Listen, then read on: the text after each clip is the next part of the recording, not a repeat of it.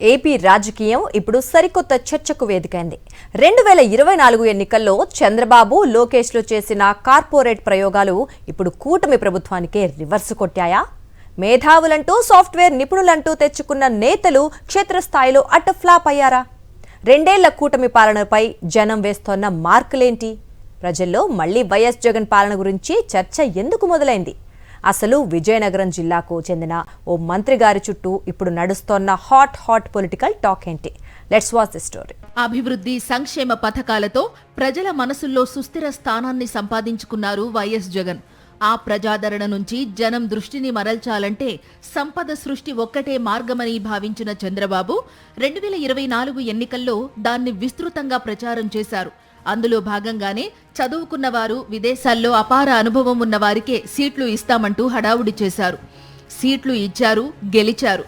Cut చేస్తే 2 ఏళ్లు గడిచేసరికి scene reverse అయింది. ఎన్ఆర్ఐ ఎమ్మెల్యేల, మంత్రుల పనితీరు అట్టడుగుకు పడిపోయింది.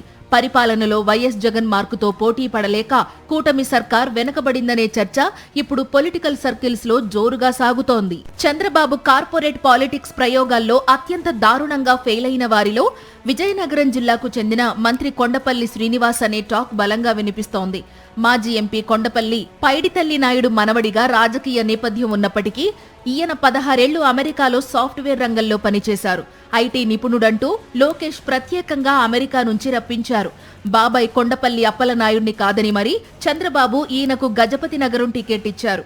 తొలిసారి ఎమ్మెల్యేగా గెలవగానే ఏకంగా ఎంఎస్ఎంఈ, ఎన్ఆర్ఐ సాధికారత, ఎస్ఈఆర్పీ లాంటి కీలక శాఖలకు మంత్రిని చేసేశారు. రాష్ట్రానికి ఐటీ కంపెనీలు క్యూ కట్టేస్తాయని ఆశపడ్డారు బాబు. కానీ జరిగిందేమిటి?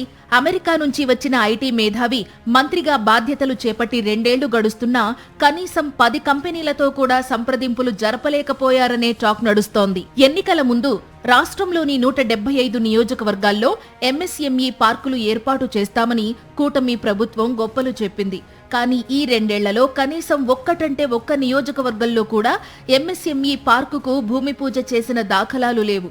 ఆఖరికి తన సొంత నియోజకవర్గమైన గజపతి నగరంలో కూడా ఆ పార్కును తెచ్చుకోలేక చేతులెత్తేశారు మంత్రిగారు.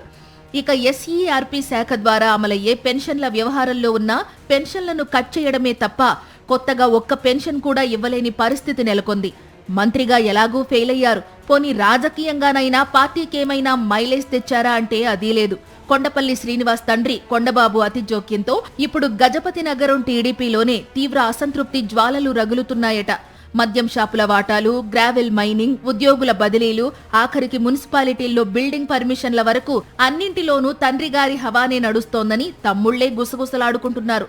అటు ప్రభుత్వంలోనూ మార్కు తెచ్చుకోలేక, ఇటు సొంత పార్టీని మెప్పించలేక మంత్రిగారు నానా అవస్థలు పడుతున్నారనే చర్చ నడుస్తోంది. లోకల్ పాలిటిక్స్ పై కనీస అవగాహన లేని వ్యక్తిని కేవలం అమెరికా ఐటీ ప్రొఫైల్ చూసి తెచ్చుకుని ఎమ్మెల్యే టికెట్ ఇచ్చి మంత్రి పదవి కట్టబెడితే ఎలాంటి ఫలితం ఉంటుందో కొండపల్లి శ్రీనివాస వ్యవహారంతో తేలిపోయిందనే ప్రచారం పొలిటికల్ కారిడార్లో జోరుగా సాగుతోంది.